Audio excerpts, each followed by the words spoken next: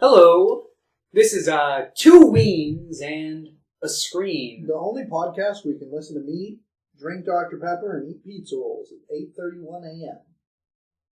Or, whatever time you're listening to this. It doesn't necessarily have to be. You are not listening at 8:31 a.m. Turn it off. Yeah, set an alarm. Come back. For 8:29 a.m. Just to be safe. Give you 2 minutes to cue it up and get ready. Yeah, and then start it right now. Yeah, right at 8:31 a.m. Okay. Hey everybody, welcome back. It's now 8:31 a.m. Yeah. This is the Weencast. Where we talk about a classic movie and a contemporary movie, and we talk about our love, our aspirations, our life, our pain, our sorrow, and we just bear out our hearts to all of you listeners out there across the globe, sucking those toes and getting those hoes. Yes. I don't think I could have put it more elegantly myself. So, of course, we're going to be chatting a little about what we've been up to last week. Besides the two movies we watched, we'll talk about our great movie ideas because we're just brimming with them. Then we'll talk about the two movies we had selected for today. And then, of course, we'll end it off with the selections for next week, which will have a little twist, so stay tuned for that. Yeah. On a little side note, you don't have to include this in the podcast. I'm going to. Did you see that Super Mega spoiled a Serbian film in their newest episode and talked about it a little bit? What? They did. They did for their episode 150. Of what? Huh? Their episode of what? Their podcast. Oh no, the one that's called A Very Special Podcast or some shit. Yes. No, I haven't listened to it yet. What the fuck, Matt and Ryan? Yeah. I know you're listening. Why would you spoil the greatest movie of all time? Did they like it? Probably not. I've been listening to a bunch of different movie-centered stuff, and I was listening to some of Adam's YMS's Google Hangouts, and I know he's not too keen on the movie. I think Ryan and Matt both kind of sit on the kind of same spectrum of they're it's edgy and fun, I guess. I don't know. I think it's IHE that likes it. I don't think any of the circle we follow love it, but I think he likes it, if I remember correctly. If I remember his letterbox, or maybe it's YMS that thinks it's all right. YMS did not like it very much from what I saw. He kind of grouped it in with Solo for movies that are just kind of See, I haven't seen Solo because I've heard mostly trash about it. Yeah. But then it has pretty good reviews almost. I mean, a lot of people group it with the Serbian film, and that's your favorite movie. You might really like Solo.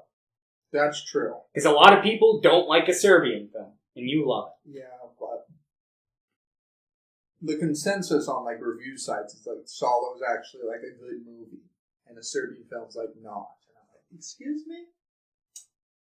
Shut the fuck up. I don't know. I've only seen the Serbian film once. And no wonder it wasn't on your 15 favorite films. You haven't seen it 15 times. That's true. And I don't know if I will see it 15 times.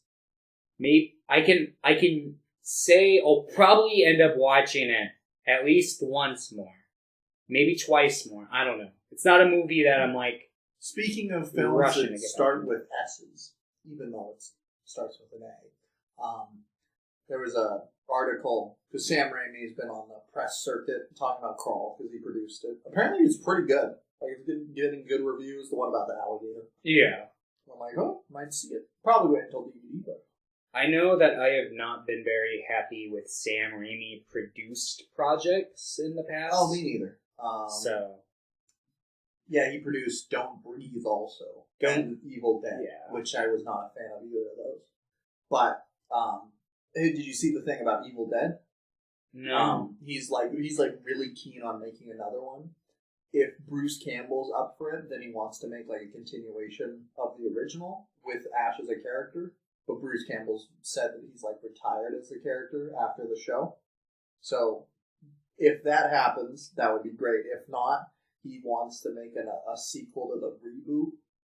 and with the original director. I'm like, no, gross, get that away. Yeah, I wouldn't particularly. And then he want says that he one. also has an idea for an Evil Dead movie if neither of those pan out. So expect an Evil Dead movie sometime soon. Huh. Also, on the press circuit, he's like, I think about Spider-Man 4 like every day. And I'm like, that's so sad. You know what I would much rather see him do than make another Evil Dead movie or another Bruce Campbell Spider-Man as movie? Mysterio. Darkman 2 or 4. I'd love to see him, like... Reboot. Yeah, do like a reboot of Darkman or something. Or, hell, he could... If he wanted to, he could have it be like a direct sequel, Have but... Liam Neeson come back. Dude, I'd be down. Like, that doesn't sound... Darkman's a great movie if no one's seen it. I haven't seen it in a few years, so I don't know, like, what... Like, there's some where on the effects scale I of would it put that it. are pretty fucking poor, but But I remember, like, thoroughly enjoying Darkman. it's a lot of fun. Yeah, if you like the Sam Raimi Spider-Man movies, and you're like, I want another superhero movie that kind of has a similar feel, directed by the same guy. Darkman's obviously a little bit darker in tone than the Spider-Man movies are, but it's still like comic fun. Yeah. Like, it's not like Was Darkman Too an dark. original character?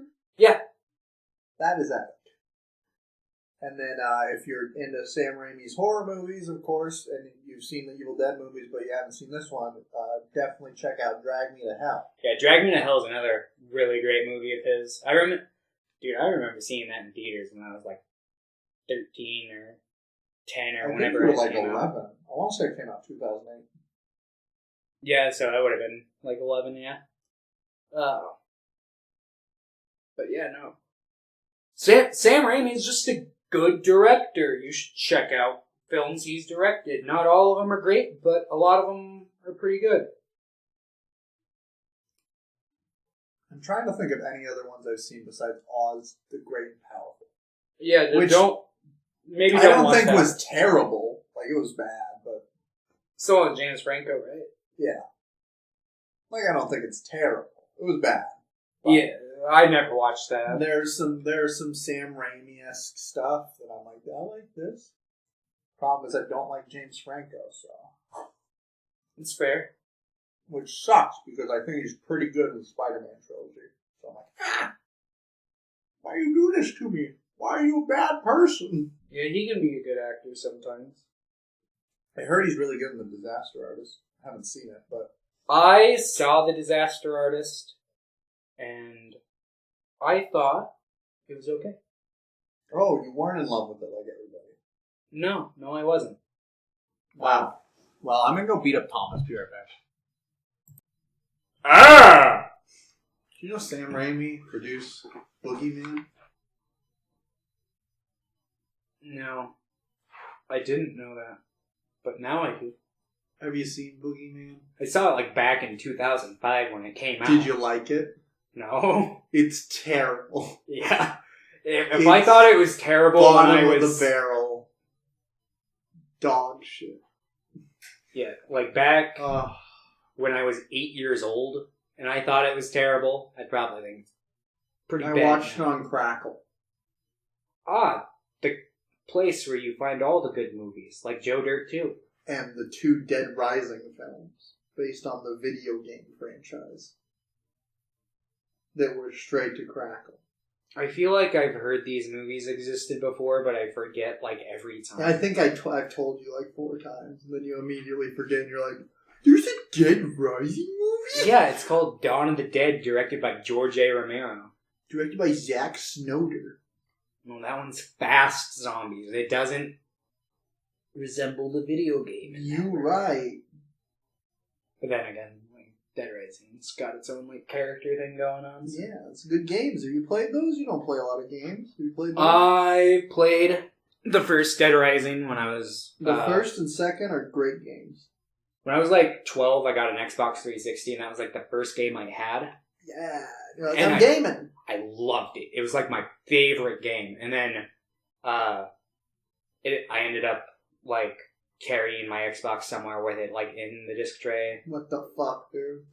I was a fucking pleb. Oh. And yeah, the game didn't last. Yeah. And my parents never bought me another copy. And then, just recently, like 2 years ago, I got a copy for like $10 on a disc for my PS4. I'm like, fuck yeah, Dead Rising! You haven't played it. No, I did. I was, like, fucking intent on finishing it, too. But there's a problem with the disc that I have, and it corrupts save files. So I can't... unless I play it through in, like, one straight sitting... Yeah, just do it easy. Without dying... Then, it's just like, oh my god, can I... You gotta move on to the second one. No, I want to once you eventually beat.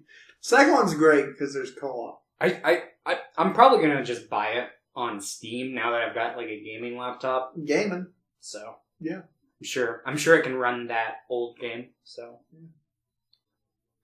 okay, now that we're done talking about video games, Thomas, have you watched anything this week besides the 2 movies? I, off the top of my head, watched one other thing, kind of a movie. Technically, it wasn't. I watched the Netflix extended version mini-series of The Hateful Eight. Oh, yeah, I saw you rated on... Was your rate... Did it change your opinion on the film at all? Was it better or worse, or was it just kind of different? It was pretty much the same as I remember it. I think I liked The Hateful Eight now more than I did when I first saw it, but I really enjoyed The Hateful Eight when I saw it in theaters. Yeah, I just remember being without spoiling it. You're like, what is this, a black person? Once it gets to that third act, I feel like the whole kind of I don't know how to describe this without spoiling it. The third act? Yeah, while I like the ending note and stuff, I don't like the reveal for who the bad guy was. I thought that was... I have to rewatch The Hateful Eight also. So what is it? 4 1-hour part? What is it? Yeah, it's 4 1-hour episodes as opposed to just the 3-hour movie. And honestly, there was a few parts where I'm like, oh yeah, I can tell that it was they added a bit here and a bit here, but for the most part, I think it was mostly within the first episode where they added the bulk of it. So the majority of it still feels like the movie, except it'll come to an abrupt stop. And it has a narration, or it has an opening. No, I only noticed there's one scene throughout the entire 4-episode thing that had narration.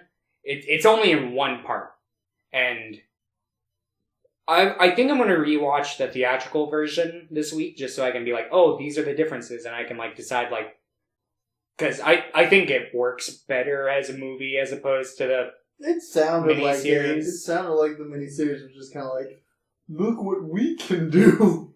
Yeah, it was okay. If you really, really like the movie, check out the miniseries. But if it's your first time, probably just watch the show or the movie. Okay.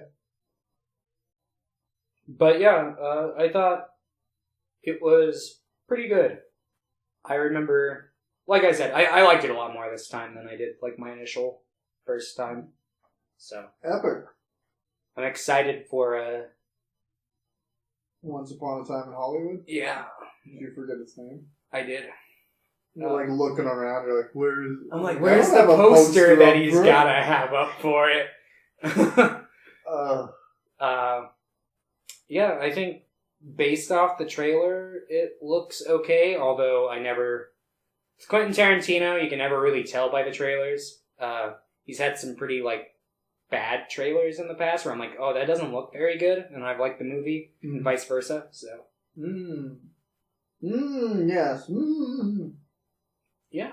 But, what about you? Did you watch anything else other than the 2 movies? Yeah. I watch a billion things every day. I wish I had the, dedication you did. I just don't have the drive. I'm going crazy. I want to kill myself. I've been trying to watch more movies. I rewatched some highlights because there's like a billion. I rewatched Beyond Paradise, which is a independently made film that was by this guy named David L. Cunningham. He's in a couple of other things now, but this was in like '98, and it's filmed in my hometown, and it's about my hometown and about like being like a white person moving to like this town in Hawaii, and it's like culture shock, and it's. I think the movie's great, but that's because it's very close to like. Yeah. My life, so I'm like, I can't judge this as a film. Like, it's too close to me to, like, properly judge it. But I rewatched that. I showed it to, like, Joe for the first time. I showed it to a couple of people, and I loved it still. It's on YouTube if anyone wants to watch it. Beyond Paradise, 1998. It's great. Maybe. I don't know. I think it's great. And then I watched like a billion stand-up specials just because I'm like, I'm going crazy. I need something to cool me off. Yeah, they were all kind of bad. I listen to a lot of stand-up when I'm like albums when I'm at work. The new Aziz Ansari I thought was pretty bad. It's directed by Spike Jonze. Spike Jonze? Well, he needs to make more movies. Is it Jones or is it Jonesy? I always thought it was Jones, but the Z and then the E always throws me off. I mean, I don't think I've ever heard anyone call him Spike Jonze. Yeah, but it's funny. It's like, hey, Jonesy. Yeah. Yeah, it was pretty bad. Yeah, 'cause he hasn't made like a feature since Her. And it's like... Is that true? What the fuck? Yeah, he's been like... I'm gonna go direct this Aziz Ansari comedy special. I forget what it is he was doing. He's like a big producer behind like this company or something. And he's been like really preoccupied with that the last couple of years. I was looking into it pretty recently. I just don't remember the specifics exactly. Oh, and then I watched 50-50 for the first time. The Joseph Gordon-Levitt, Seth Rogen? Yeah. I saw that like when it first came out, but I don't think I ever finished it because I don't remember how the movie ends. I really enjoyed it though. I was like surprised. I didn't want to watch it when it first came out because I thought it looked dumb from the trailers. But I was surprised at how good like I thought it was. I'm like, hey, this is like a really solid film. And Bryce Dallas Howard's a fucking scary, evil demon witch in the film. Oh, yeah? She's just an awful human being. But Joseph Gordon-Levitt's great in it. And I like him. I used to, when I was younger, when I was like 11, I always got him and Jake Gyllenhaal confused. I was just like, same person. I always used to get Tobey Maguire and Topher Grace confused. You're like, whoa, you're like watching Spider-Man 3, they're like, who's who? That was the point where I think I kind of like... You're like, wait, these are two different people? Or you know who else I used to get confused a lot when I was like really small?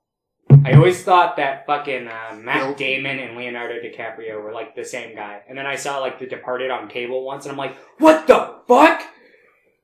Yeah, no, I got it. No, me too. Actually, I got Matt Damon and Mark Wahlberg confused also. Huh.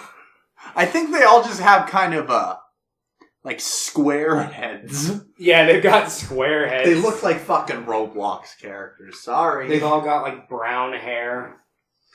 Or white. Okay. So yeah, that's what I'm watching. I've also watched the first half of season 2 of Cobra Kai, which I've been thoroughly enjoying. Maybe not as much as the first season, but it's good. And then you also watched... I haven't watched it yet, but you watched Stranger Things. Oh, I watched season 3 of Stranger Things, which... Maybe as I grow older and I watch more things like daily, I just get more cynical. But I thought Stranger Things season 3 was kind of garbage. No, I didn't think it was garbage. I thought it was bad. I try not to say garbage unless I think something's really bad. I didn't think it was really bad. I thought it was bad. Yeah. And I'm one that thoroughly enjoyed season 2. If I rewatch it, I might enjoy it less, especially the throwaway episode. That's even more of a throwaway episode because of season 3. Ugh. Yeah, I remember not... Just cut out the episode. I remember liking certain aspects about season 2. Like, I remember liking the, like, relationship between Steve and the kids. Like, I thought that was pretty cool. That's probably the best part about season 3. Like, Steve and Dustin's relationship's great. Yeah, that's what I really liked. Garbage. That is, like, the main thing where I'm like, yes, and then Steve Harrington's a great character. I remember liking fucking Sheriff Hopper and Eleven's like get ready to take all the stuff you loved about Hopper and Eleven's relationship and get ready to throw it up. Yeah, to be honest, at this point, I currently, just like right now in the present, I have no plans to watch it anytime soon. I've thought about, like, if I can find a Blu-ray, I might pick up a Blu-ray for the first season, and then stop there and pretend like the other two never happened in my canon, because I think the first season's, like, a near, like, I won't say masterpiece, but for what it is, for what it's trying to be, I think it's, like, almost perfect. Yeah. I've got, like, some minor gripes. No, that's why I think what it was, like, it's the mystery. There's no mystery. Stranger Things Season 1 was so mind-blowing to me when I saw it. So Season 2 was still riding on that. Yeah. And I think if I rewatch it now, I might enjoy it less. But there were still aspects of Season 1, like, present. And, and I really like Sean Astin in Season 2. I remember... Because I really like Sean Astin. I like Sean Astin, too, but I remember thinking his character was kind of eh. But it kind of reminds me of you. Well, I'll take that as Sean Astin, not the character. Yeah, because I like Sean. You remind me of Sam Wise. Thank you. I'm like, who am I? I mean, you're tall enough to be Gandalf, I guess. Okay, I thought you were gonna say Legolas. I mean, you or definitely Aragorn. You got. Can I be Aragorn? You're not rugged enough to be Aragorn. Can I be what's the tree guy? Is his name Treebeard? It's probably Treebeard. That's what's coming to mind. I don't remember the tree guy's name. It's Treebeard. I'm like 95% sure that I haven't watched because that's what Tolkien did. He's like, I'm gonna make these like crazy characters, give them crazy ass names, and he's like, okay, I'm gonna make a tree, and he's gonna have a beard. I'm gonna name him Treebeard. Oh. Just like half the time, he comes up with these like elaborate languages and names, and then he names a tree. Yeah. I remember I was listening to the audiobook for The Hobbit a little while ago, and there are like the names that are like, Bilbo, Schmigschmog, Snoopy, like, stuff like that. Like, I don't remember any of the fucking dwarves' names, I'm sorry. Schmigschmog! what is it, like... Orin Thokenshield. Yeah, there's like Thorin Oakenshield, not Orin Thokenshield. Yeah, Doran, Borin, Chorin. Chorin, Blitzen, Comet, Cupid. Yeah. And then I remember, like, they get to the part in the book where it's like the 3 ogres, and they're like... Yeah. And their names are like Tom... like Dean and like some like just really generic like Christian names, and it's just like, where the fuck did where is the language origin Tom for the names ogre. like these in like I'll give him a break because technically I think he wrote The Hobbit before he wrote like the Silmarillion or however you pronounce it and the Lord of the Rings trilogy when he like really figured out the, like, lore behind the universe, but god damn, dude, don't name your fucking ogres, like, Tom and Dick and Stanley, you know? I don't know, I think that's pretty fucking funny. The most menacing menace of them all, the ogres. That one's name is Tom. Alright, yeah, so that's what I've been up to. Okay, Thomas, what's your movie idea? Okay. So, fuck. Let me figure out how to, like, format this idea. Alright, I didn't think of one. I'll go, though. Alright, picture this. There's a man. He rides the bus every day. One day, the bus doesn't show up. The bus driver commits suicide? So he's sitting at the bus stop. Okay. And he's just waiting. And then this hooded figure approaches and sits with him at the bus stop. And they get to talking. Talking about the guy's life. Talking about his experiences. And then the guy's death. It's the Grim Reaper. That's why the bus is coming. I was really hoping you were going to pull, like, unexpected left turn. He was, like, going to take the hood off, and it was going to be, like, the bus driver. And she's like, they stole my bus! We need to go steal it back! No, I don't have that kind of imagination right now. I'm tired. I'm tired, and I'm hungry, and I'm gay. Alright. So yeah, death. Death the bus driver. He does have a death bus at the end. They get on a bus, but it's the bus to heaven. Or hell, we don't know. It's about, like, is the guy gonna go to heaven or hell? He's kind of a bad person, but kind of good person. Ah. Like, he gave a baby an apple, but then fucked the baby's ear.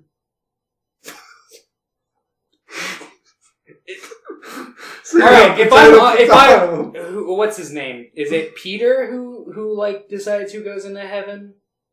Gabriel? I don't fucking know. I don't know. I don't know anything about fucking Christianity. Except they think Jesus is white. Alright, I'm up there, I'm the heaven bouncer. Some dude's like, yeah. I fucked the baby's ear, but I gave him an apple. I'd be like, oh, well, since you gave him an apple, come on in, guy, why not? God forgives. Get in here. Speaking of God, here's where my film starts. Begins on a nice, sandy mountain terrain, and suddenly, out of the ground, a cross rises. And then, like, kind of like Hellraiser, if you've ever seen that. Unfortunately. Got him. Yeah, you know the scene where, like, Frank's, like, rising up from the floorboards and he, like... Yeah, my dad. Starts... your dad played Frank in Hellraiser? Yeah, my dad is Frank in Hellraiser. Whoa, dude! It's cool. My dad kind of looks like Pinhead, but if Pinhead was, like, jacked. You've shown me a picture of your dad once. And I can... like, he's just bald. I'm, like, vaguely, like... But if Pinhead didn't look like anorexic, and if Pinhead was like a 50-year-old bald man who is very muscular, then it'd be my dad. You know what you should do? Get your dad on an intense diet. That way he slims down, and then you can just hammer a bunch of nails into his head. I think I should be given the rights to make a Hellraiser movie. It feels like they're just letting anyone make the Hellraiser movies. I saw 10. I've only seen the first and the 10th, I think. You know why. And I think the 6th, to keep the rights, right? Yeah. So I'm thinking, I'll get my dad to play Hellraiser. Because the 10th one... Actually, I don't know what they're doing after the ending of the 10th one. Well, for the last, like, nearly goddamn 20 years now... There have been several rumors and attempts at, like, doing, like, a new modern remake that takes the film a little bit, like, further, because the original is a little tame by today's standards. Yeah. They should have Sergeant Spasojevic make it. What is that? He's the guy who made a Serbian film. Yeah, I was gonna say. He'd probably... make it pretty intense, if I guess. If I had to, like, imagine. Yeah, he made it, and then Surgeon Todorovic is the main character. They're both named Surgeon, so I'm like, which one's which? I want them to give the rights to, like, a really good kind of, like, not art house, Sam but just Raimi. A director who is good. And can make, like, an actual fucking film instead of just pumping out, like, a shitty horror movie. Honestly, if we're looking at, like, new, like horror directors that are coming out, like that have just gained prominence with like their first works in the last few years.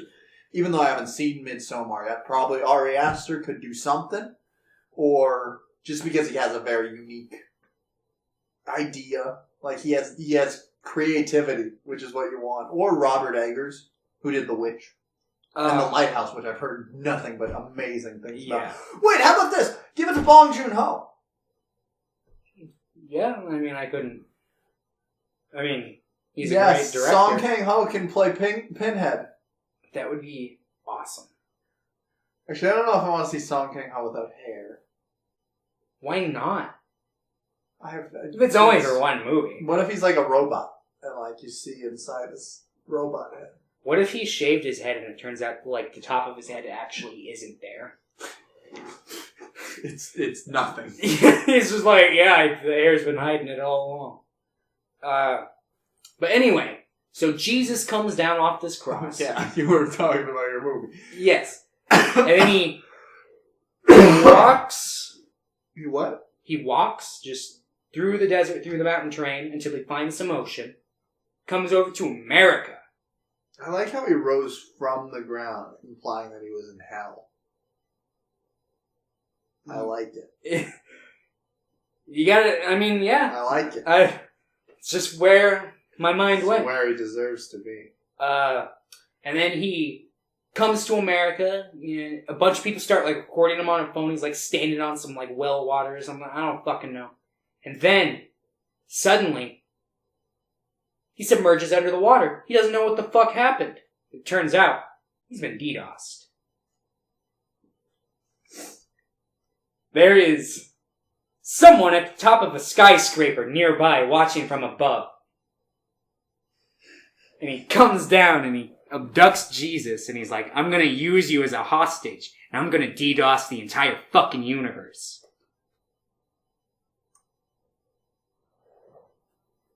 If you haven't seen it, go watch The DDoSer over on Bingleton Bad for context. Yeah. If you can call it that. Okay. That made me sick. Because it was so epic. Alright, so we're going to dive into these movies. Yeah, might as well. Alright, so fun fact that we just had no idea about. But our picks last week were Shadow of a Doubt, the Alfred Hitchcock film, and Stoker, the Park Chan-wook film. Which, fun fact, Stoker's screenplay and story was pretty heavily influenced by Shadow of a Doubt.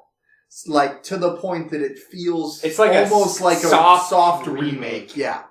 So, we pretty much just watched the same movie twice. Yeah, I had no idea. I watched Stoker first. And then I was like, I kept writing notes when I was watching Shadow of a Doubt, being like, hey, this scene's actually pretty similar to Stoker. And then like 30 minutes in, I'm like, I gotta look this up. I'm like, yep, there it is. And we had no idea. I think that's great that happened. Yeah, about like 4 minutes in when and they're like, Uncle Charlie. I'm like, wait, isn't it Uncle Charlie? Yeah, I'm like, what? They're both named Uncle Charlie? There's 2 movies about 2 evil Uncle Charlies. Oh, what a coincidence. Yeah, no, what a weird fucking twist of fate. Like, yeah. I was like so happy too when I found out. Yeah, I was like what the fuck?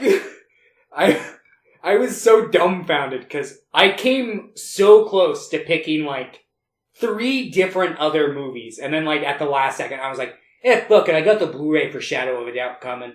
Shadow of a Doubt. What a weird fucking coincidence. Yeah. Because I had no idea when like we pitched the movies that they were like at all fucking related. But yeah, I guess let's start with Shadow of a Doubt since it's the classic. Yeah, so basically takes place in this small California town in the 40s, obviously, when the film was made. This girl named Charlie, she's like, I don't know, like 17 or 19. Yeah, she's played by a woman that's probably like 24. Yeah. She looks like it. I'm like, That is not a teenager. But she lives with her family. She's got like a little brother, little sister, a mother, a father. And she thinks she's telepathic. Yeah, and she's basically like feeling really down in the dumps, and she's like, I miss my uncle. Yeah, she's like, we haven't had a great family conversation in a while. We're just not living up to the family standards. I know what I'm gonna do. I'm gonna spice up our family life by inviting our Uncle Charlie over to come and visit for a little while. But meanwhile, while this is going on, Uncle Charlie is interrupted by a terrible actress. So, right at the beginning, the very first shot is this housekeeper coming into the room where the Uncle Charlie is sitting, or he's laying down, and she's just fucking abysmal at acting. Oh, yeah. I was like, oh my god. I forgot the film's, like, started there. The rest of the acting was, like, fine to good, yeah. I would say. That was terrible, though. I'm like, what the fuck? But he's like, feeling down as well, and there are people that are after him outside. And he's like, apparently they've been, like, ringing him at the door. Like, they've been coming around being like, hey, is Charlie home? And the housekeeper's been like, nope, he's out. So he's like, I gotta get out of here. So he just kind of, like, leaves. He just sends a telegram being like, I'm on the way to his family. And he just fucking leaves. And then Charlie, they're both named Charlie, by the way. I don't know if we've established that. The niece Uncle and Charlie uncle. And we'll say Charlie and Uncle Charlie. Yeah.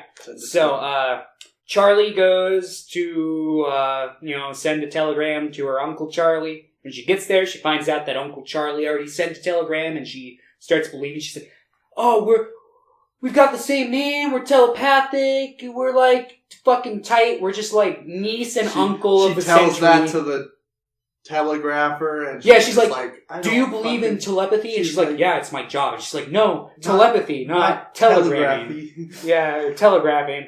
And then the lady's like, "I only sent one kind of telegraph, thank you." And she's like so offended by like the idea of telepathy. One thing I noticed, I've only seen, this is my third Hitchcock film. Okay. I haven't seen, actually I think I've seen The Birds a long time ago, but like I haven't seen Psycho, which I need to, but Psycho's I saw really like Rope. Psycho. We saw Rope together, and I've seen North by Northwest, which I thoroughly enjoyed, and I really enjoyed Rope. But I thought this was like way funnier than most of the films I've seen before. Yeah, there was some like pretty fucking funny moments. Yeah, I love. That's why I like kind of like 50s, 40s Hitchcock from what I've seen of him more, because he's got a way darker sense of humor. I think my favorite thing, hands down, from this movie are the bits between the father and his friend. The father and Herbert. So we'll go back to the main story in a second, but throughout this whole thing, the father, who's a banker, and his friend Herbert, is he also a banker? I don't know what the fuck he does. Herbert just shows up randomly at like the most random time, and every time it's always when they're like having supper, and they're like, "Do you want supper?" And he's like, "I had mine an hour ago." Every single fucking Herbert time. And the father, whose name escapes me right now, they have this game where they just talk about how they would kill each other. Like, it started out like, it would be so easy to kill you. I just use a blood instrument. And Herbert's like, no, I don't want that makes it look like a murder.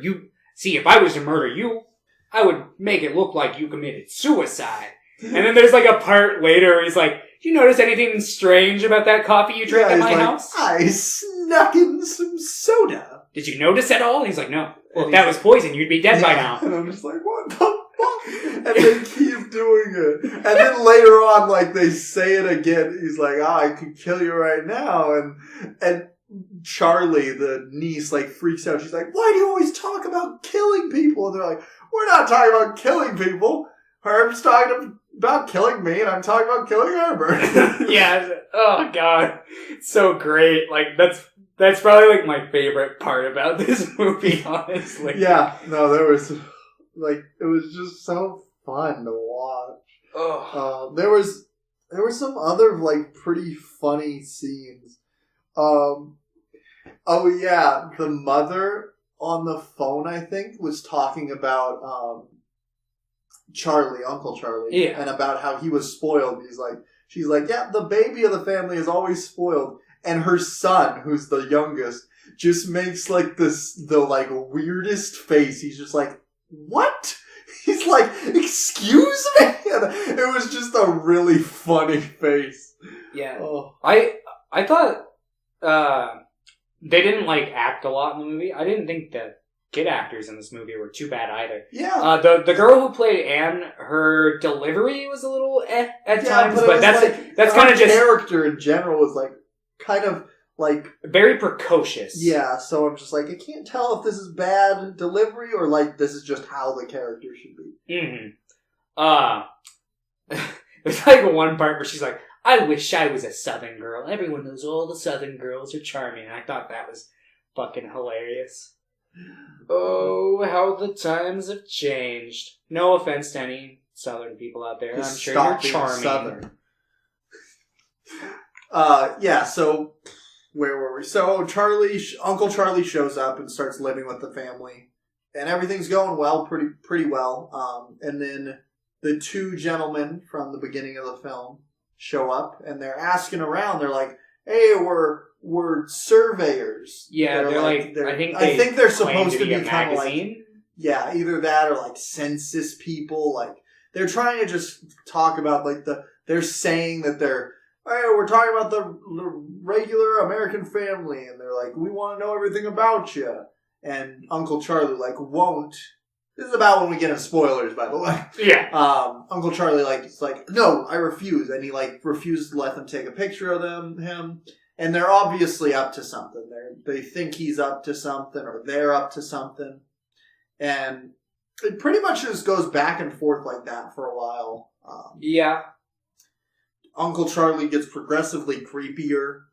He starts saying some pretty fucked up things and doing some fucked up shit. shit. The more that Charlie like catches on that he's got this, because at the very like beginning of the movie when he first arrived, she's like, I know you've got a secret, Charlie. Both you and me keep things like bottled up inside. And like he's like, oh, you know, but he just like she'll slowly start to cross the line, and as she does that, he'll reveal his true colors to her more often. And that's like one of the things that I really liked about this movie, because like the very beginning she's like fucking like in love with him. Like you can see in her eyes, like she's like, oh, Uncle Charlie's like the greatest fucking person ever.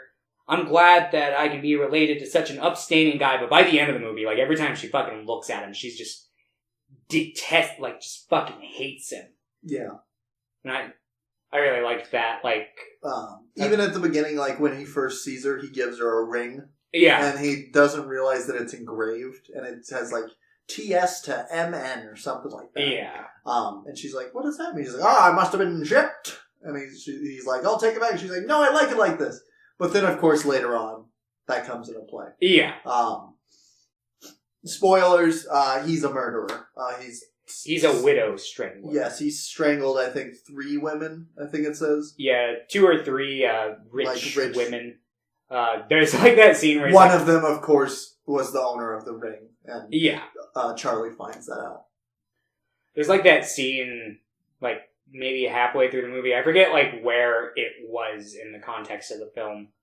But there's like that scene where like he meets those like 2 old ladies, and like one of them's a widow, and she's like obviously like very recent widow, but she's very charmed by him, and he's like obviously like playing it up. I thought that was pretty funny. Yeah. Yeah, so basically the detectives roll by. The detectives come by. They end up sneaking like a picture of Charlie. Yeah, and then he's like, give me the roll of film. And through the most obvious they fucking switch it out very obviously. Yeah, he like turns around, like lifts up one fucking leg and like does it like right in his fucking stomach, like with his back turned to the guy, and it's like he's not gonna give him the right like roll of film right here. Obviously. But Uncle Charlie suspects nothing. Yeah. That's my one of my biggest gripes with this movie is that, and granted it's the 40s, I don't know what the general knowledge was for getting away Trickery. with fucking deception and murder and how to cover your tracks. I know technology was inferior at the time. Fingerprints weren't very reliable at that point. I don't know what they could do with it, in terms of forensics. Yeah, there's just a lot of things that are very obvious. He could have very easily gotten away with everything. Mm-hmm. But he makes a couple pretty dumb mistakes here and there where it's really? You did okay, bye-bye. Bye-bye. To jump ahead a bit here, the ring. Because there's the part where, he basically, full-on reveals his true colors to her, at the dinner table. She gives the ring back to him, and he, takes it. And then later, he's the ring's gone! Who's gonna believe that you had it? I don't know where it went! What could have happened to it? And it's just, in his fucking bag upstairs, and she goes and finds it later. And it's why didn't you get rid of it? Also, before he even gave her the ring, why didn't he just look to see if it had an engraving? He didn't look at it at all. Yeah, he was here's this ring. Here's this ring I found in my back pocket. Oh, is that a little bit of blood? Oh, let me just wipe that. That's not blood, that's strawberry jam. But yeah, the detectives are trying to pin it on him, but they reveal that there's also somebody out, east that they're looking into. And then the younger detective becomes infatuated with Charlie. Another kind of gripe of mine. Which I don't like stuff like that. I'm just this guy's 35, and this woman's supposed to be 17 years old. That's a big thing. And I'm I don't care if it's the 40s. It's creepy. And I know that we weren't talking about this on the podcast, but that's another kind of thing in Crisis. The Ingmar Bergman's first movie that I was talking about. Because the main character of that's a young 18-year-old woman, and there's this 40-year-old dude who lives with him and her mother, and everyone's you should get with him. He's a nice young lad, and it's he's twice her age. But anyway, I digress. Let's get back into the shadow of a doubt, obviously. So they're trying to fuck, but then Charlie's my uncle's evil, and then here's another plot point that's important. They have Charlie, and there's also or Uncle Charlie, and then there's also one other person who they suspect of being the Widow Strangler. That's what I said. Oh, did you? Yeah. I'm sorry, I did not hear you say that. Fuck? Yeah. My bad. I think they said in Maine. Yeah. That's where they are. So Uncle Charlie literally just reveals to her that he's the killer, pretty much. Yeah. And she's oh my god, but she doesn't tell anyone because he's I need your help, they're gonna send me to prison. And then he brings it up, he's your mom's gonna be really sad. Yeah, he uses the fucking... I murdered people, but your mom gonna be sad. Yeah, and you're gonna be the one who makes her sad, you fucking asshole. That's not Charlie's fault. That's Uncle Charlie's fault. And then it's literally they say that they found the killer and that it was the guy in Maine, even though Charlie knows it's not.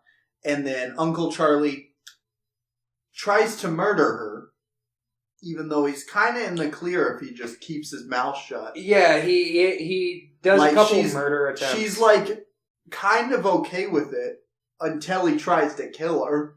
He breaks the staircase so that she almost dies. You can tell that she's definitely contemplative, maybe this isn't the right thing. But she's shown no actual signs of I'm gonna rat you out to she's dating a literal member, a detective, and then hasn't spilled the beans she yet. gets locked into the garage with the car running.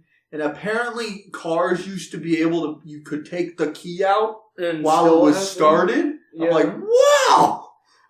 No wonder it was so easy to kill yourselves with toxic fumes. Jesus. Yeah. He also she almost dies, but then of course Herbert's walking by and Herbert, my man. Herbert saves the day. Herbert's the true fucking hero. And then she tells him to leave, pretty much. She's like, you better fucking leave. Uncle Charlie, not Herbert. Herbert's always welcome. Herbert's always welcome. She tells Uncle Charlie to leave or she's going to reveal everything. And he's like, okay. He pretty much just says, okay. Yeah. And then they get on the train, and then he, makes her stay on the train as it starts to move. And he tries to kill her. Yeah, he tries to push her off, but she gets gets her hand somewhere, and she pulls herself up and does a little spin move. Yeah, kind of flips a switcheroo, and then he falls in front of a train. I think I didn't like the way this movie ended. I didn't either. And also movies from the 40s have really abrupt endings. Yeah, they do. They'll be like, yeah, and let's wrap it up in 2 minutes. Yeah, because I would have much rather seen maybe Uncle Charlie's refuses to leave still, and he's still trying to murder her. So I would have liked to see her not fight fire with fire. I don't want her to try to murder Charlie. Or get Herbert to murder him.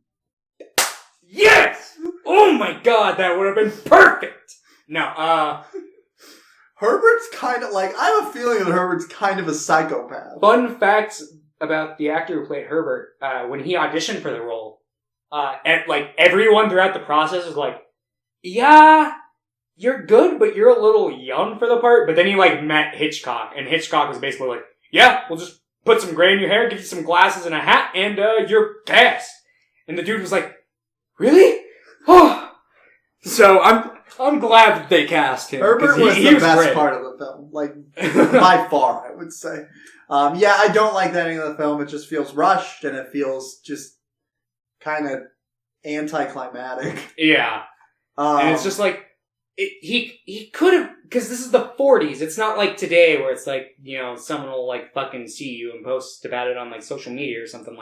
If he let Charlie get off the train, he could have gone anywhere and just disappeared. Because they literally said they didn't have any pictures of him. Yeah. And they only had the one even then. Yeah. Which was a down the hall shot they took from down below.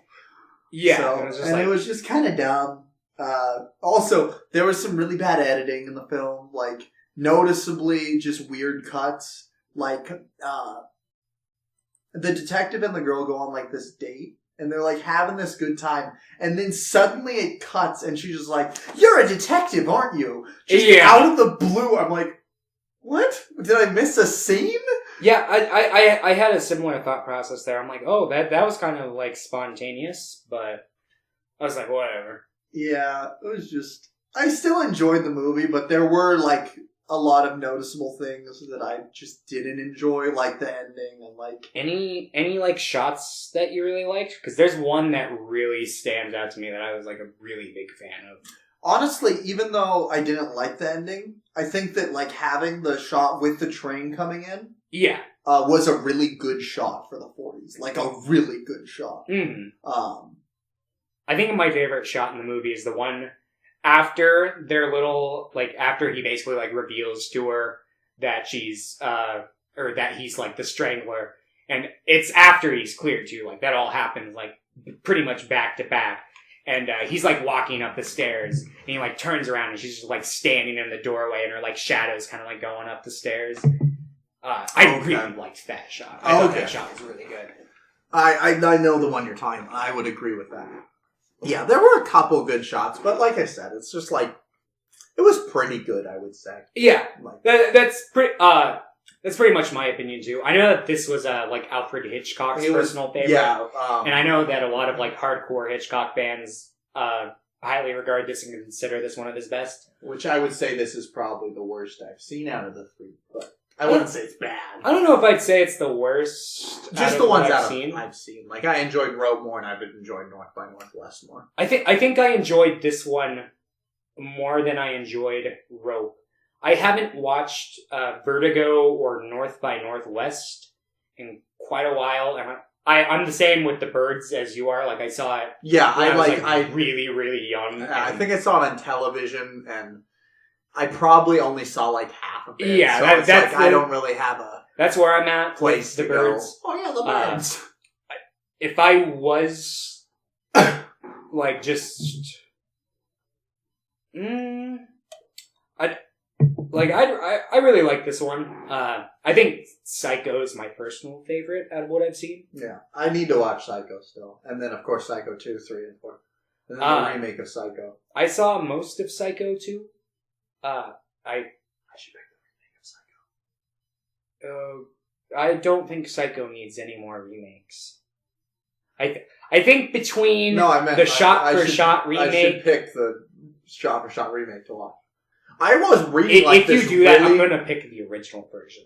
I don't think you can. I think the remake's a classic still. Oh, fuck!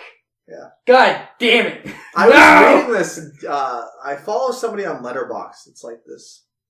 He's like worked in film and he's done a lot of stuff for like 30 years or something, or 40 years. And he was talking about how like is it he like really enjoys the shot-for-shot remake. He doesn't think it's as good as the original, but like he really enjoys the merits of it. And I really enjoy it like in the sense that I'm glad it exists because I think it's good to have films. It's a good example remakes and like to point out like what doesn't work with a shot-for-shot remake, even though I haven't seen it, the Michael Haneke film Funny Games, he pretty much did a shot-for-shot remake of that, but with better actors and better like effects and stuff. And that worked really well, and I think it's all about the artistic vision. But even like Gus Van Sant or whoever his name is, like he's a good director. Yeah, like, Good Will Hunting. Yeah, and he just made a shit movie. Yeah, they basically, to my understanding, after Good Will Hunting, they basically gave him like free grit. They're like, make whatever you want, and he was like, I want to make a shot-for-shot remake of Psycho, which is like, if somebody wants to do that, that's obviously that they have like a passion to make it. The thing is, I don't see why though, because I saw it like a few years ago, and it's a shot-for-shot remake of Psycho. It's got Vince Vaughn instead of Anthony Perkins, and so a better actor at least. Whoa, dude! Okay, I know that was a meme. Dodgeball. Was Anthony Perkins in Dodgeball? Yeah, didn't think so. Okay, I won't meme on you. Yeah, I mean, I like Vince Vaughn, but he does not bring the same level of quality to the role of Norman Bates. He doesn't feel like a Norman Bates. Anthony Perkins feels like Norman Bates. He feels like he'd fuck his mom. And it probably helps that he, was the first actor to portray the character. You know who I always thought would make a really good like Norman Bates, who actually kind of looks like Anthony Perkins? Topher Grace. No, Andrew Garfield. That was close. Yeah, as in they're related to Spider-Man. Yes. I was actually kind of thinking Andrew Garfield. That was just because I was thinking Under the Silver Lake. Like, I think he legitimately looks like the actor from, like, Anthony Perkins. Like a young Anthony Perkins. Like, when I watch Psycho now, every time I watch it, there are some, like, bits where, like, his face will move and I'll be like, oh shit, that looks a lot like Andrew Garfield. But, yeah. Yeah, I can see it. So what did you give the film? I give this film a nice 7 out of 10. I'm going to go with a crisp 6 out of 10. Oh. So, together that's a 6.5 out of 10 average. So, yeah, pretty good film. If you want to watch it, watch it. It's on YouTube. That's where I watched it. Just because I watched it while doing other stuff. I have a Blu-ray of it. So anyway, my pick was by Park Chan-wook. If you're not familiar with Park Chan-wook, he did Old Boy. That's his probably most prominent film, followed by The Handmaiden. But he's done a bunch of other stuff. Old Boy is part of a loose trilogy, like thematically, with Sympathy for Mr. Vengeance and Lady Vengeance.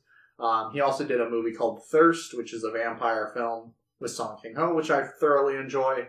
He did another movie called Joint Security Area with Song Kang-ho about a North Korean guard and a South Korean guard at the borders. I think it's a great film.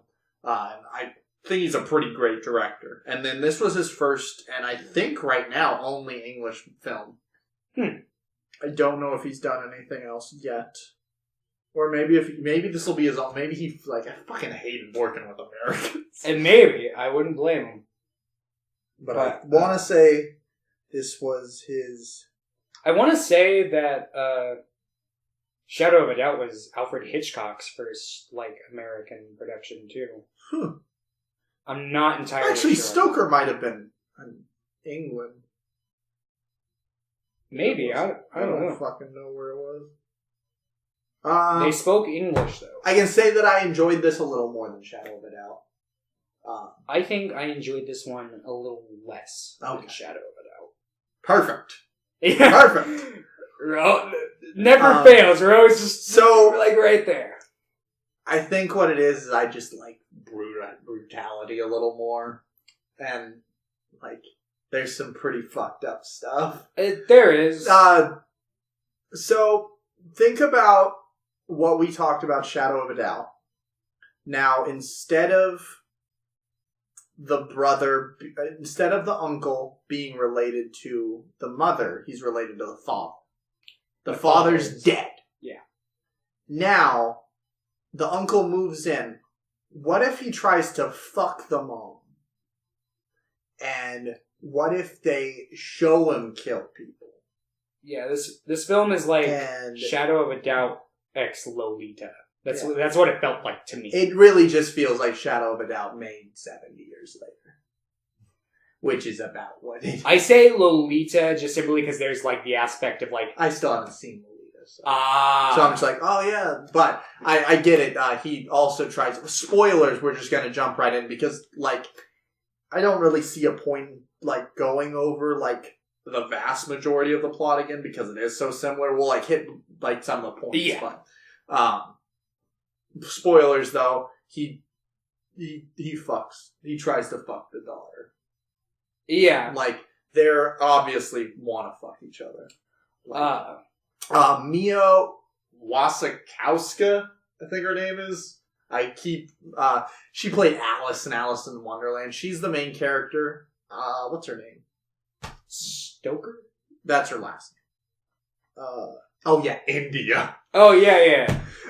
She plays India Stoker. Her mother's played by Nicole Kidman, who's, I guess, really good at playing fucking evil mothers. Yeah. I'm just like, we just watched The Others. And even though The Others was pretty good still, like, I enjoyed it. Like, she was really good in that, I think. Like, as an evil mother. Like, she's like, oh, you're bad at your job. And she's bad at her job in this one, too. She always plays, like, that mother who's, like... I don't think she's always, like, bad, but I think she's always, like, teetering a line where it's like, you know, you're not a very good mom. Like, same with, like, killing of a sacred deer. Oh, yeah. I would say she was a bad mom in The Others. Yeah. Actually, I would say she was a bad mom in this, too, because she just didn't. She's like, oh, I've never brushed your hair. Yeah. Like, there's a lot of... No, she's very petty. Or she's very petty in this movie. I don't know why. I don't know why I enunciated so hard right there, but... and then Charlie is played by Matthew Good in this, and he's pretty good. He has a very scary, like, resting face. So, so main things that happen in the movie, obviously, he's a killer. He's killed people before. It's mostly just him living with them and him slowly, like, killing people they know. Like, their housekeeper just suddenly disappears after, like, India. To be fair, it seems like everyone he kills is in, like, some sort of fit of rage, because he was clearly having, some sort of a, like, dispute with the housekeeper. Yeah. And then, we're just jumping into the spoilers here, yeah? Yeah. I already said spoiler. Yeah. Killed the father. He was obviously upset with his brother. Yeah, he's a mentally... It's very obvious they go for that he's mentally unstable. He spent 20 years? Yeah, he killed his little brother. He killed his little brother when he was 8 and the brother was 2. And I have a question about that. So, was there just a couple years where they kept him around afterwards? because there's that part where she's going through like the pictures in the office. Well, there was only one afterwards, and he was 9. There was nothing after that, I don't think. I thought there was 2 pictures after that, but I might be wrong. I mean, I think they were from the same photo set. Like, I think it was when he was 9. Oh, okay. So I think they probably tried to keep him around, and then they're like, we can't do it. Yeah. Like, it was probably just too hard for the family, because he fucking killed his kid brother. He buried him alive. Yeah. And I'm like, what the I fuck? thought that scene was a little... Goofy? Yes. If they're implying that he really buried him alive, I do think so, but they cut away, so I'm like, maybe you just like fucking hit him on the fucking head and knocked him out or some shit, and then buried him. Because I'm like, you can't, he would... But I do think it was a little funny. Like, it's a deep hole, and if he puts enough, like, sand in there, the kid would have died. But just the whole, like, presentation of that scene just came off as, like, extremely comedic to me. I think he's, like, down there doing all the fucking, like, he's little like, sand angel, like, right where he just buried the brother, and it's just like, this is goofy. This is very cartoonish to me. Which there were, I was like, maybe every time they showed a death, it felt pretty cartoonish to me when they actually like showed the death. I was like, and I'm like, maybe that was because it took pretty heavy inspiration from Shadow of a Doubt. That could be the intent. Maybe. And I do think Park Chan-wook and a lot of South Korean directors have a lot of comedic elements in their more serious films. So I want to say that was intentional. They do, but I've noticed that, like, a lot of the time they'll put them in scenes that aren't supposed to be, like, so emotionally, like, there, you know? Because it's just like, mixed even thinking about, like, I know you haven't seen Old Boy, and... Yeah, the only other movie of his I think I've seen is Thirst. Which Thirst has a lot of comedic moments. Yeah. So, like, but then, I just keep thinking about... I love the ending shots of that film. When they're sitting when they're sitting on the car. Yeah. Like, I love that shot. There was a lot I did like out of Thirst. Sidetrack, I want to talk about Chung Chung-hoon. Or Chung, I think that's what his name is. He's the cinematographer for this film. He also did the cinematography for Thirst. Okay. And does he do other movies or just those, like... No, he's this director. Like, he did the cinematography for It. Chapter 1. Oh, okay. And then he's gotten, I think it was mostly because of Stoker, he's gotten more into like American films. He did the cinematography for Me and Earl and the Real Girl. If you've seen that one. I haven't seen it, but I've heard pretty good things about it. It's by the guy who did the Town That Dreaded Sundown remake that was actually a sequel. It was pretty okay. I never watched that. He's doing the cinematography for Zombieland 2. Oh. Which looks okay. Do they have a trailer for it or anything? No, I'm not holding my breath for that. I'm not like super crazy about the first Zombieland. Like I think it's pretty good. I'm like, wow, look what else he did. Venom, 30 Minutes or Less, Gangster Squad. The director, yeah. Yeah. So I was like, oof. Yeah, I remember 30 Minutes or Less was not good. But there's a guy in a monkey mask. Oh, what's the password? 6969. Anyway, I think Chung Chung-hoon is a very good cinematographer, and there were some pretty good shots in this film that I really enjoyed. Yeah, I think my favorite shot was the one where Nicole Kidman was like talking about like brushing hair and like transition. Dude, the transition! Yes, there's a fucking transition where she brushes through, or it's India brushing her mom's hair. Yeah, and she brushes through her hair, and it slowly transitions from the hair into like grassland. Mm-hmm. And it's like really fucking good. I was like, I immediately wrote it down. Like, this is good. Yeah, that was a really great shot. I also really like the opening credits. I think there was a lot of care put into it. Like words would appear right behind things, but just barely. I like when they make the credits part of the universe. I don't remember the opening credits in this movie off the top of my head, but I like when credits like do shit like that. I have a note here that says the uncle literally just pulled the "I have the high ground" card. Because it's the beginning of the film. He's standing at the top of the stairs, and India's at the bottom. He's like, "Do you know why you feel inferior right now?" He's like, "Because I'm above you." Like, literally. Yeah. And then, of course, they reverse it later on. When she tells him to leave, she's on the top of the stairs. She also, in that same first initial scene, walks up the stairs directly one step above him.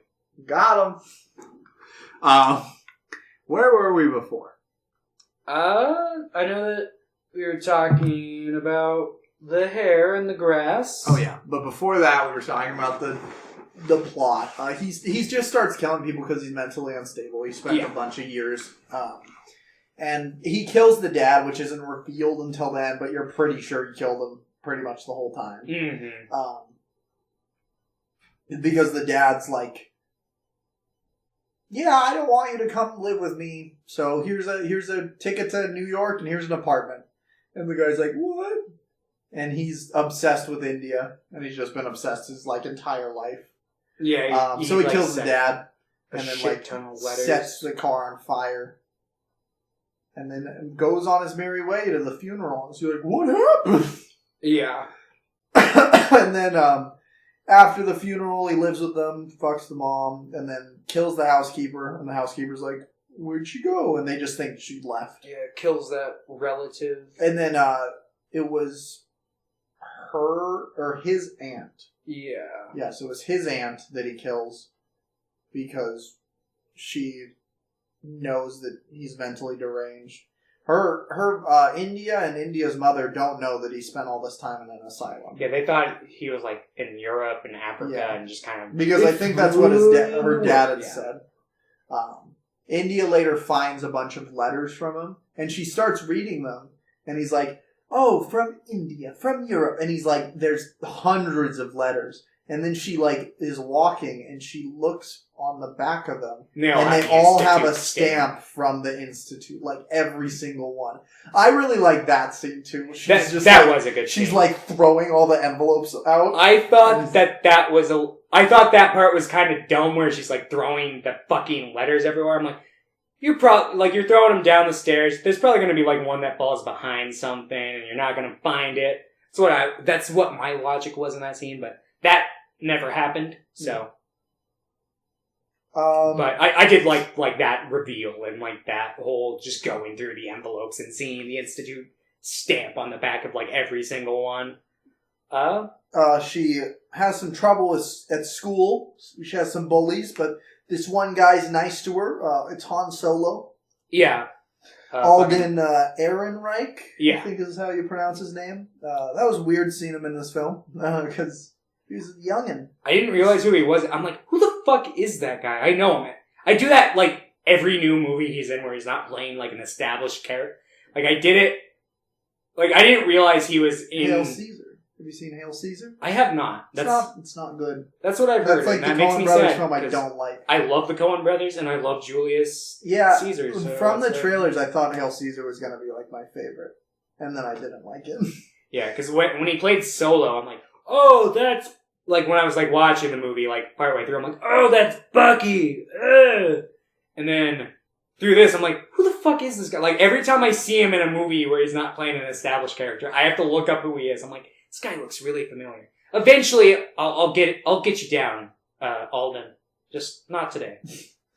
But he's nice to her, and then she later, after she sees her mom and her uncle fucking for the first time, she just kind of runs out of the house and just runs miles to this diner where Alden's at, and he's like, "Oh, let's go hang out." Yeah, and he's part of a big group that bullies her, by the way. And he's like, "Oh, don't be mean to her." And she's like, "Oh, he's so nice." Yeah, and it's clear that he's just a fucking predator who's coming in to And they go to an abandoned playground. Yes. And was it abandoned or was it just nighttime? It was nighttime. And then they go in the woods and they like start making out and she like bites his tongue and he like starts to bleed and he's like, oh, I knew you were freaky. And then he tries to rape her. Yeah. Just all of a sudden she's like, I'm like, excuse me, just because you're making out and things get a little heated does not mean. And then he says, you open this door now. You have to walk through it or something. Yeah, like, it's fucking yikes, dude. It's like, whoa! I really liked what that scene did, because they, like, end it on the cliffhanger of, like, the uncle coming up and, like, tying him up, and then it's like, they're at home, and she's, like, in the shower, and it looks like she's crying. And dude! And then it cuts back to him, like, being killed. Yeah. And then it cuts back to her, and she's actually masturbating to it. And I'm like, holy shit, that was a great scene. Yeah, that was a nice little, like, just sequence that they, like, incorporated. I was like, oh, shit. Yeah. Talk about a misdirection.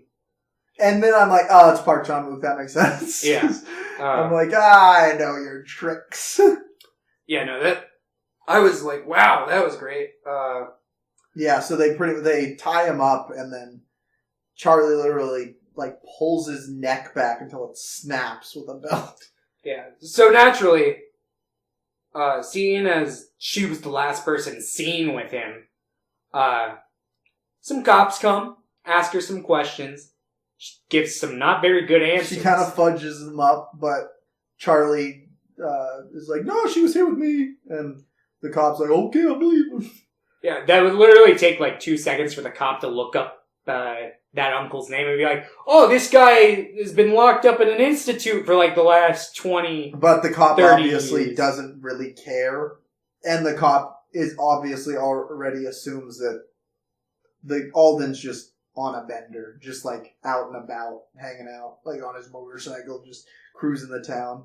Yeah. He's like, I was a troublemaker anyway. He's probably But it's only a matter of time until he still doesn't turn up. Yep. And he's The just in their garden. All the people they've been killing are just kind of in their garden. With a big fucking circular boulder just put on top of every single fucking one. And in one way I'm like, that just looks like a grave. But in another I'm like, no, that also looks like just some shit rich people would do.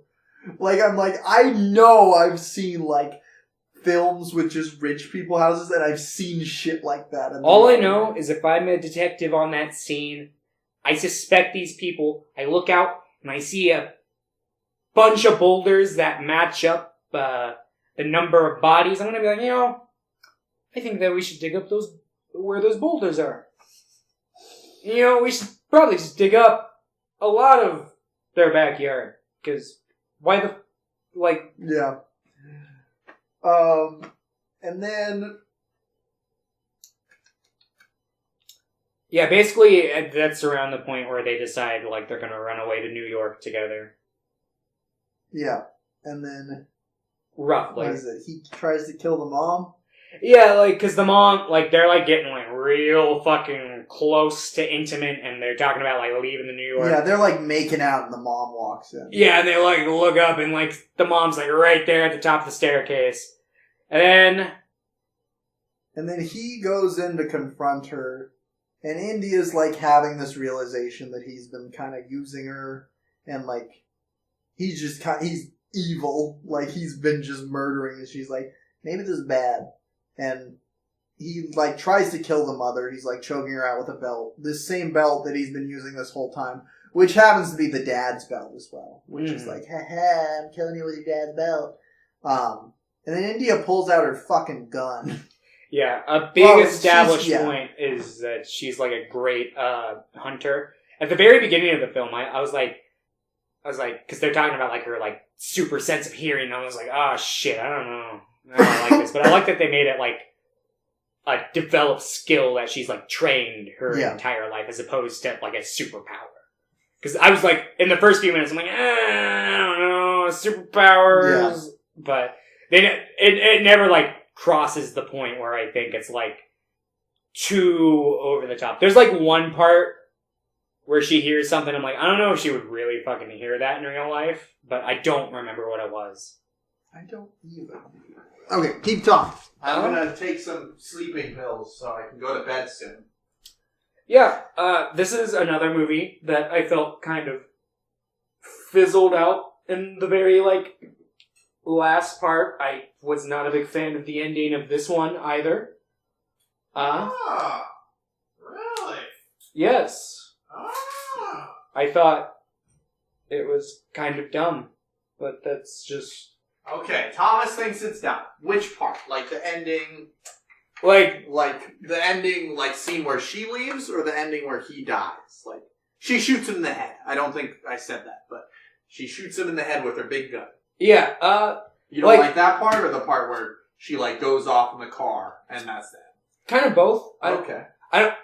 It's not that I necessarily have a problem with the part where she shoots him, because I expect, the whole fucking movie, I'm like, she's gonna kill her uncle in the end. Pretty obvious, but it's just kind of how they got there. It's she does, because I never got the sense that she really cared about her mother, and I didn't really feel like there was enough for her, to come to the same conclusion that you came to, where she's like, he's kind of been, using me up until this point. It just kind of felt like it came out of nowhere, all of a sudden she's like, oh, maybe I shouldn't let this happen now. And then it could have used, 10 more minutes of exposition, throughout the film. That, or maybe just some, more, just subtle moments where you can see, she's, really doubting herself. It doesn't necessarily have to be exposition. It could be visual cues, the way she looks at him or something. What's funny is I think that I really kind of... The film's 10 minutes shorter than Shadow of a Doubt, and I think it could have really helped having that extra 10 minutes. Yeah. It's a pretty short film. It's sitting at 99 minutes, I think. Mm-hmm. But... I can get with that. I like the headshot film and the scene right after it where it's just tracking the blood. Yeah, I think is a really nice shot. So I think I was kind of distracted, but thinking back on it, I do tend to agree with you. And then I really didn't like that final scene where she just killed the cop. Yeah, the cop pulls her over and she's obviously a lunatic also. I'm fine with them ending on the note of yeah, she's obviously got homicidal tendencies too. They made that very apparent throughout the movie. But yeah, just that whole I don't know. I didn't like the killing of the cop. I thought it was really corny. Just fucking stabs him with jugular. And then some CG blood comes out. Yeah. I didn't like the CG blood. I didn't care that she killed him. I do think that it could have been handled a little better. But I do like that he crawls in the grass, and the last shot of the film is the opening shot of the credits. Yeah. That was the opening shot. I'm hey, see what you're doing. Mm. There are parts of the last scenes that I really like, but I do think that it was a little lopsided. It went a little flop. It was and I'm no, you almost made it. You almost nailed the ending. But I really enjoyed the film either way. The ending, I think, did pit her out, but not as badly as Shadow of a Doubt, in my opinion.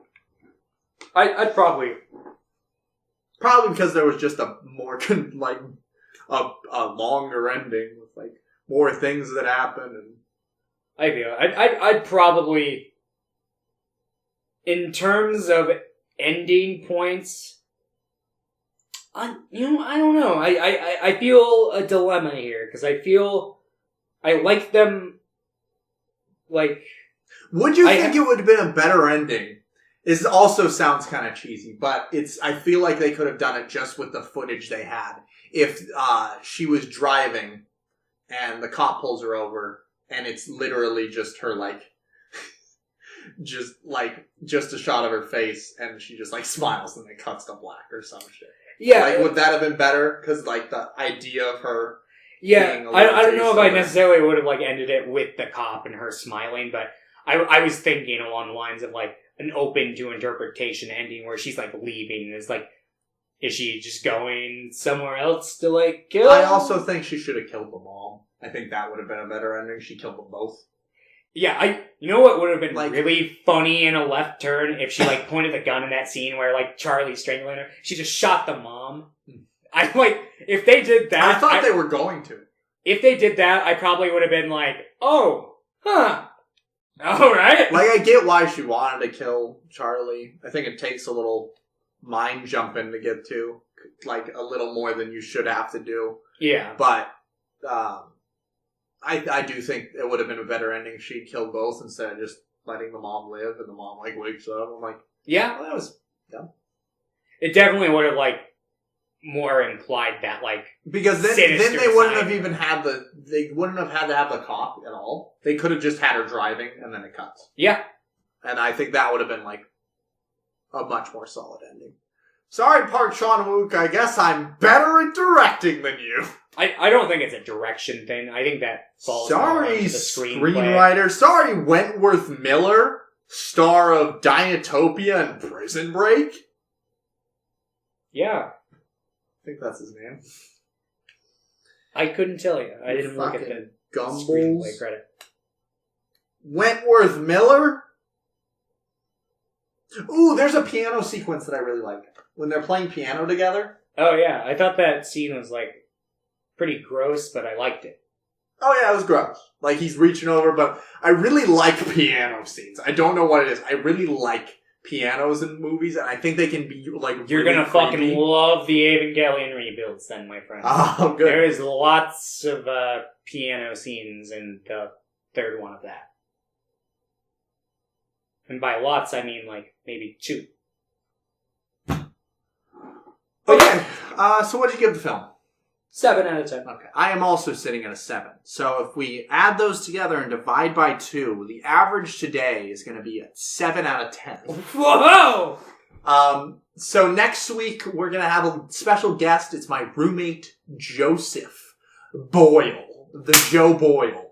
So Yes. he hasn't seen a lot of the movies from like the 70s, 80s, and 90s, even more than me. Like, I haven't seen Psycho, and I haven't... He hasn't But I seen a would lot of say- like iconic pop Yeah. culture movies. I wouldn't say that. I would say I have a much stronger grasp on a lot of pop culture movies than him, and I would say like the average moviegoer also. Mm.